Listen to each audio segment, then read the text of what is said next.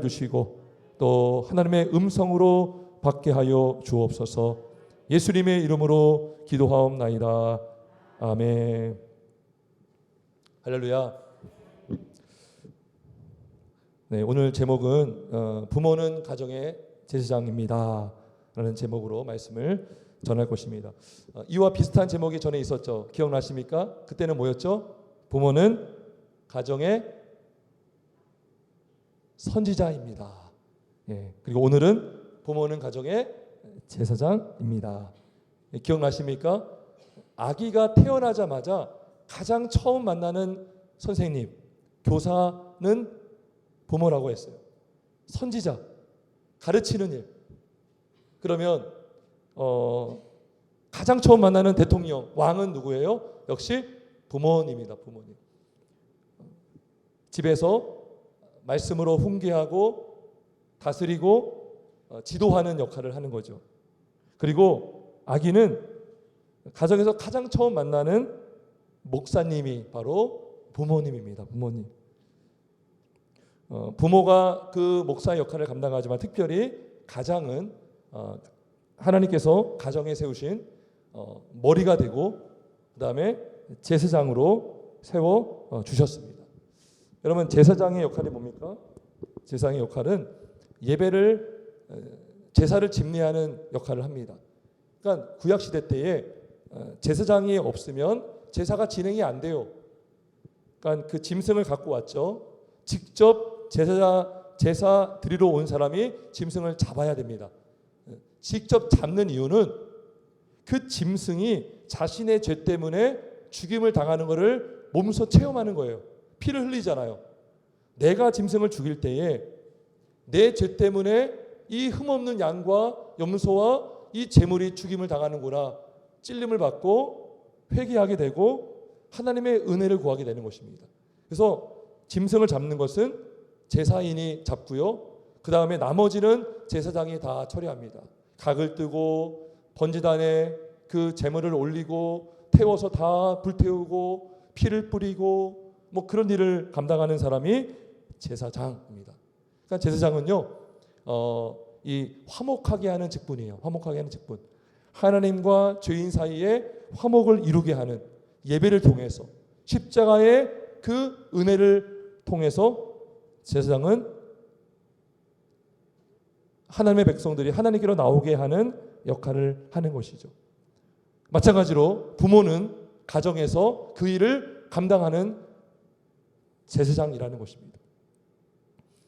그러니까 예배를 잘 드리도록 그 예배의 중심이 된다는 것이고, 그 제사장의 역할을 통해서 가족이 함께 하나님을 예배하고 하나님을 경배할 수가 있는 것입니다.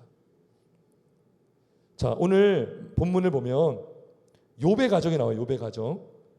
자, 욥의 환경이 어땠습니까? 여러분, 욥에게 아들이 몇 명 있었죠?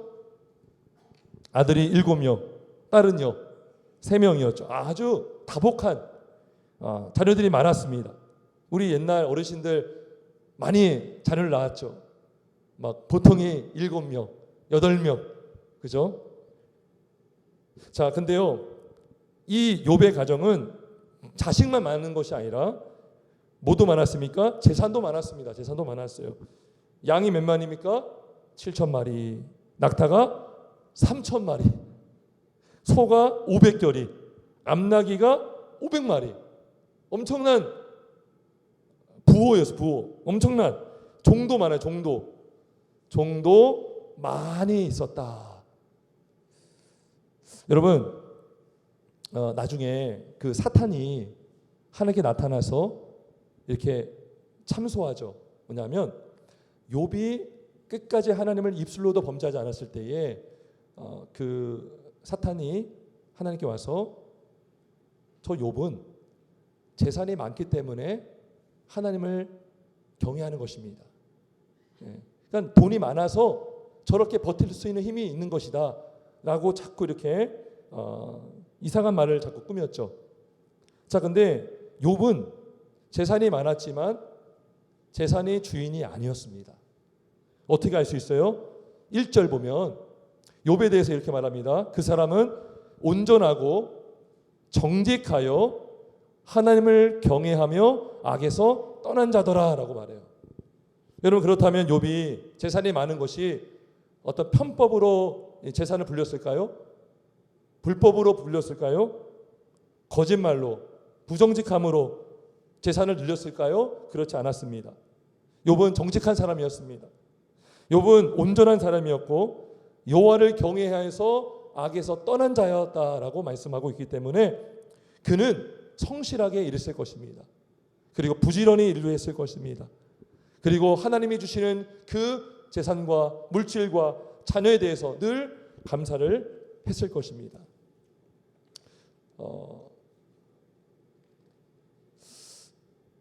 그래서 이 재물이 많아짐에도 불구하고 욥은 그 재물의 마음이 뺏기지 않았습니다.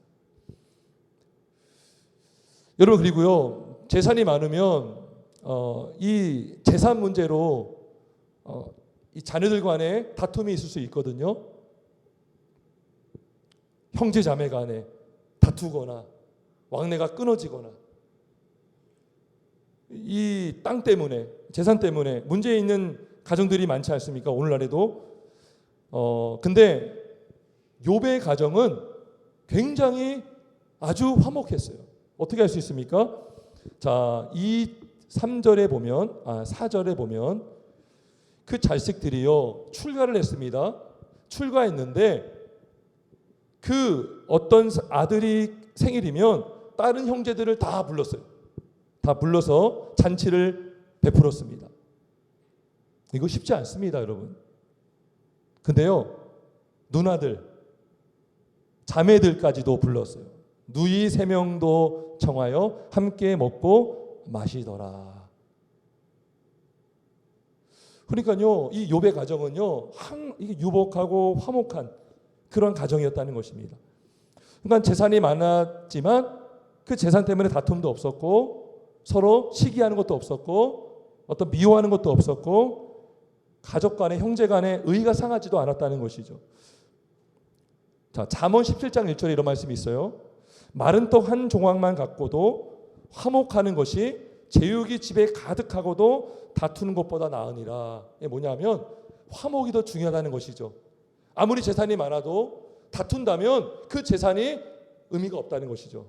하지만 마른 떡 한 조각만 있어도 가정이 화목하면 그게 행복한다는 거죠. 근데요, 욥은요, 돈도 많았지만 자식도 많았지만 오히려 더 화목했다는 것입니다. 교만하지 않았고요, 겸손했고요, 그리고 하나님을 예배하는 가정이었습니다. 욥은 가장으로서 자녀들에게 권위를 인정받았습니다.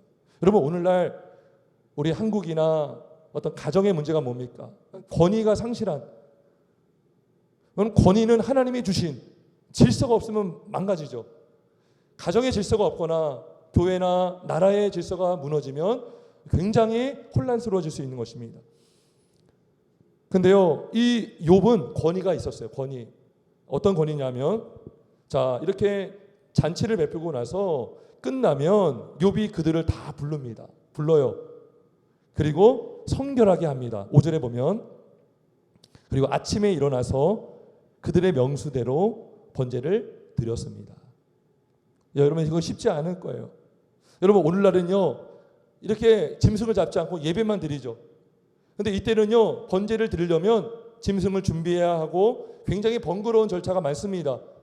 근데 그러면 아침에 일어나서 했다는 것은 그 전날에 와서 준비했다는 것이죠. 그래서 이러한 잔치를 끝내면 혹시 우리 자녀들이 죄를 범하지 않았을까 하여 그 마음으로 하나님께 욕되게 한 것은 없을까라는 심정으로 불러서 번제를 드려서 속죄제를 드리고 화목제를 드렸다는 것입니다. 이 자녀들이요, 어떤 불평이 없어요. 아버지, 이거 그냥 기도로 끝내죠 하지 않았어요. 맨날 이거 해야 됩니까? 우리 죄 안 졌어요. 다 기뻤어요. 근데 욥은 다 불렀고 자손들은 다 와서 예배를 드렸다는 것입니다. 이렇게 될 수 있었던 이유가 뭘까요, 여러분? 가정이 화목하고 아버지의 권위가 세워질 수 있었던 이유는 뭡니까? 아버지가 예배자로 바르게 서 있었기 때문인 것입니다. 그렇죠? 아버지가 제사장으로서 그 하나님의 권위를 인정하기 때문에 예배자는 하나님의 권위를 인정하고 그 앞에 엎드리는 자죠. 그러니까 아버지가 하나님의 권위 앞에 무릎 꿇는 모습을 봄으로써 그 아버지의 권위는 자연스럽게 세워지더라는 것입니다. 여러분, 권위는요 빼앗는 게 아니라 주어지는 거거든요. 근데 그 권위는 하나님으로부터 주어져야 되는 것입니다. 나 아빠야, 나 목사야, 나 장로야, 나 누구누구야 하면서 내 권위 안 따라 하면 그 권위 다 망가지는 거예요. 권위는요 내가 하나님을 두려워하고 하나님을 경외하며 무릎 꿇을 때에 그 사람 때문에 그 사람이 경외하는 하나님으로 말미암아 권위가 세워진다는 것이죠. 아버지의 권위가 세워지는 것은 아버지가 참으로 예배자로 서 있을 때에 그 아버지의 권위는 세워지게 되는 것입니다. 그래서 이 욥의 권위가 잘 세워졌습니다. 함께 예배를 드렸습니다. 예배를 드릴 때에 욥이 그냥 예배만 드렸겠습니까? 그 번제를 잡을 때에 피를 보게 하는 거죠. 얘들아, 이 피를 봐라. 이때는 예수님이 아직 오지 않은 때였습니다. 그런데요, 우리의 죄의 문제는 오직 흠없는 메시아 그리스도께서 피 흘리셔야 우리는 사함을 받는단다. 우리와 하나님 사이를 화목하게 하시려고 이 죄 없으신 예수님께서 피를 흘리는 것이란다. 그래서 이 자녀들이 하나님께 나가게 하고 하나님께 나가는 자녀들을 안에서 화목할 수가 있는 것이죠. 여러분, 가족 한 영혼 한 구성원들마다 하나님을 바라보면 그 가정은 하나님 안에서 화목하게 되는 것입니다. 교회 한 성도가 하나님을 바라보고 예배자로 서 있을 때에 그 교회는 주님 안에서 하나가 될 수가 있는 것입니다. 여러분, 인간적인 방법으로 화목함 만들 수 없습니다. 어떤 인간적인 말로, 인간적인 어떤 정치로 화목을 절대 이룰 수 없습니다. 오래가지 못합니다. 부작용이 반드시 따릅니다. 하지만 한 영혼이 하나님을 찬양하고 붙들려 있을 때에 그 가정은, 그 교회는 하나가 될 수 있습니다. 그래서 이 욥의 가정은 다 예배자로 서 있었고, 그 예배자로 있을 때에 욥이 그 본을 보여줌으로써 그 가정은 주 안에서 화목을 이룰 수 있었다는 것입니다. 더 나아가서 여러분, 제사장은요 예배를 인도하는 자뿐만 아니라 기도하는 자입니다. 기도하는 자. 제사장은 정말 주된 업무는 기도하는 일이 있습니다. 자, 여기에 기도하는 내용이 없지만 우리 욥기 42장 한번 쭉 뒤로 가보겠습니다. 42장에 보면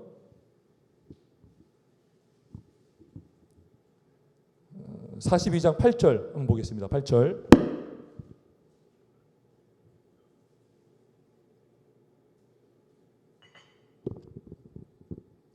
자, 8절에 보면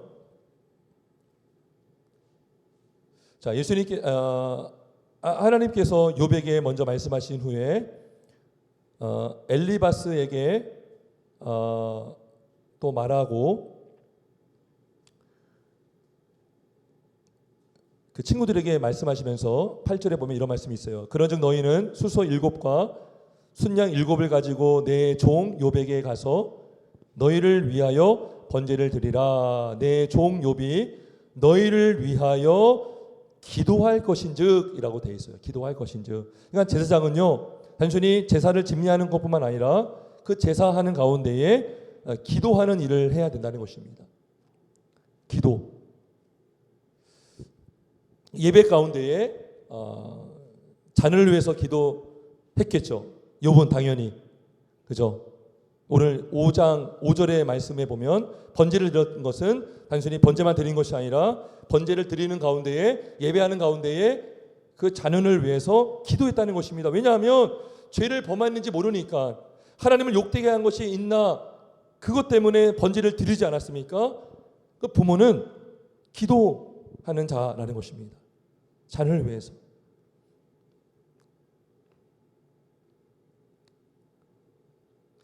여러분들 부모로서 우리 자녀들 위해서 기도하시죠? 예, 기도하실 줄 믿습니다. 예, 기도가요 참 중요합니다. 반복적으로 단순한 기도를 할지라도요 항상 자녀들을 위해서 기도하는 것 우리는 빼먹어서는 안 됩니다. 어떤 기도를 해야 됩니까? 우리 자녀가 하나님을 경외하는 자녀가 되게 하여 주옵소서. 학습된 교인이 아니라 그냥 모태신앙으로서 습관에 따라 나오는 성도가 아니라 진짜 하나님을 경험하고 체험하는 자녀가 되게 하여 주시옵소서. 우리 자녀들이 정말 하나님 만나는 체험, 하나님, 여러분 우리 자녀가요 위기 가운데에 하나님께 나가는 그 믿음이 있다면 얼마나 기쁘겠습니까? 여러분 자녀들이요 외국에 나가 있어요. 출장에 나가 있어요. 이민 갔어요. 그럼 아빠가 얼마나 그 자녀가 잘 사는지 생각이 나겠죠. 근데 우리 자녀들이 그 먼 미국 어떤 외국에 나갔을 때에 부모님에게 엄마 저 교회 정했습니다. 그리고 제 사업의 문제 때문에 정말 제가 요즘에 새벽 기도를 나가고 있습니다. 하나님을 찾고 있습니다. 하면 얼마나 든든합니까? 아, 우리 자녀들 하나님이 책임져 주겠구나. 그러니까 젊을 때, 어릴 때 하나님을 경험하는 것, 하나님을 경외하는 신앙, 하나님을 사랑하는 신앙, 이웃을 사랑하는 신앙, 예수님을 닮아가는 삶의 신앙, 어떤 상황 속에서도 예배자로 살아가는 신앙. 그리고 우리 자녀들에게 우리가 필요한 것도 있죠. 키가 자라게 하여 주옵소서. 지혜가 자라게 하여 주옵소서. 건강을 지켜 주옵소서. 병을 고쳐 주옵소서. 또 친구들과의 관계가 좋게 하여 주옵소서. 여러분 우리 자녀들이요 학교 생활하면서 관계 때문에 어려움 당할 수 있잖아요. 직장 생활하면서 얼마 전에 뉴스 보니까 한 공무원이 구급 공무원인가요? 어렵게 공무원 딱 돼서 직장 갔는데 자살했잖아요. 요즘에 회사에서도요 왕따 당하는 일들이 많다는 것이죠. 업무 스트레스 때문에, 상사 때문에, 또 어떤 직원 때문에 우리가 어떻게 일일이 다 관여할 수가 있겠습니까? 이미 출가한 자녀들이고 그들의 삶을 살아가는 인생인데 하나님이 돌봐줘야 되잖아요. 기도 외에는 없다는 것입니다. 우리 자녀들에게 약점들이 있거든요. 약점. 부모가 어떻게 채워줍니까? 그 약점을 극복할 수 있는 방법은 하나님이 도와줘야 된다는 것입니다. 그리고 우리 자녀들에게 꿈이 필요합니다. 꿈. 근데 인간적인 정욕의 꿈이 아니라 하나님의 영광을 위해서 저는 이 일을 하길 원합니다. 하나님의 그 꿈을 우리 자녀들에게 보여주옵소서라고 우리는 늘 기도해야 되는 것입니다. 여러분 단순한 기도 같잖아요. 얼마나 이게 정말 중요한 기도인지 아십니까? 여러분 아이들이요 어렸을 때 지금 큰 아이들은 뭐 이제 출가한 자녀들이 많죠.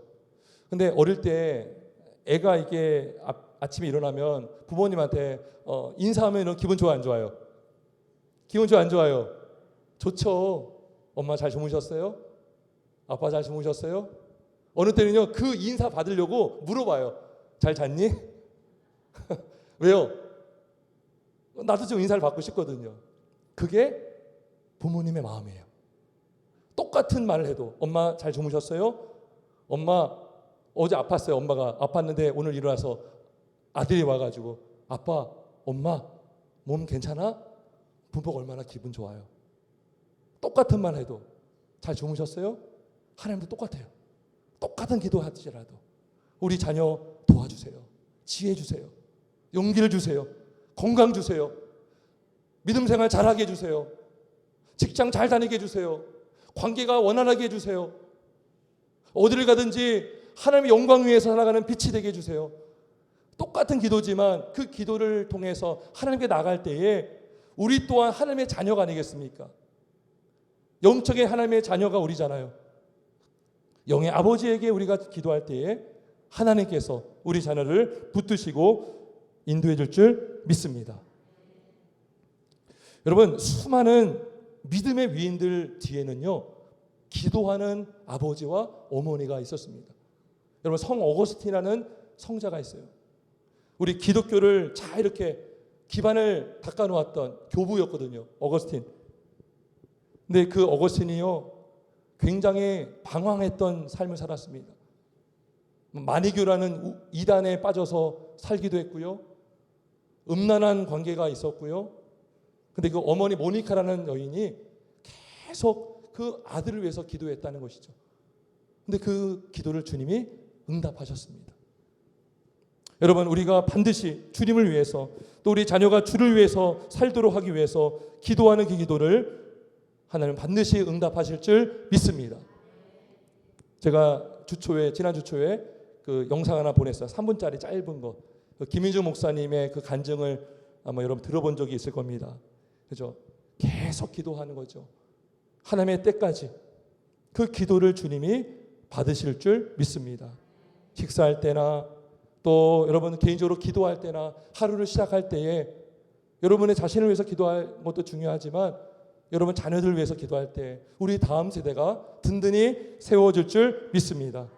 여러분, 기도하는 사람은 결코 망하지 않은 줄 믿으시길 바랍니다. 기도하는 가정은 망하지 않고요. 기도하는 사람도 망하지 않고요. 기도하며 하나님이 그 인생을 책임져 주시는 것입니다. 여러분, 왜 핵무기보다 기도가 강한지 아십니까?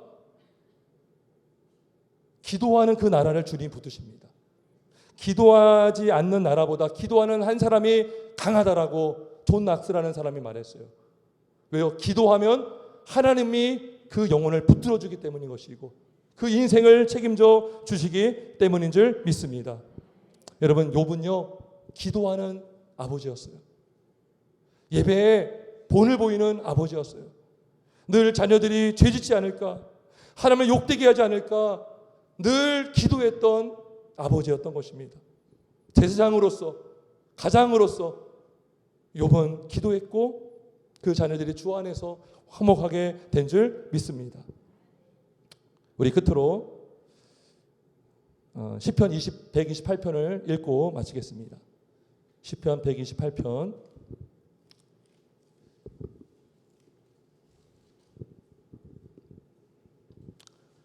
이 시편 128편의 복이 우리 모두의 가정에게 임하길 우리가 바라면서 읽고 오늘 오후 예배를 설교를 마치겠습니다. 시편 128편.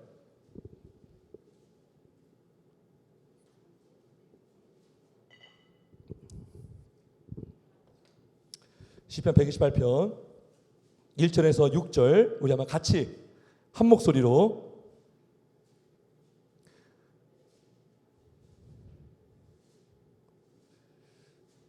읽겠습니다. 시작. 여호와를 경외하며 그의 길을 걷는 자마다 복이 있도다. 내가 내 손이 수고한 대로 먹을 것이라. 내가 복되고 형통하리로다. 내 집 안방에 있는 내 아내는 결실한 포도나무 같으며 내 식탁에 둘러 앉은 자식들은 어린 감람나무 같으리로다. 여호와를 경외하는 자는 이같이 복을 얻으리로다. 여호와께서 시온에게서 내게 복을 주실지어다. 너는 평생에 예루살렘의 번영을 보며 내 자식의 자식을 볼지어다. 이스라엘에게 평강이 있을지로다. 아멘. 우리 자손들이 믿음의 세대가 되고 그 믿음의 세대가 또 다른 믿음의 세대를 낳는 그런 축복과 역사와 은혜가 여러분 개인의 가정 가운데 넘쳐나길 주님의 이름으로 축원합니다. 우리 함께 기도하겠습니다.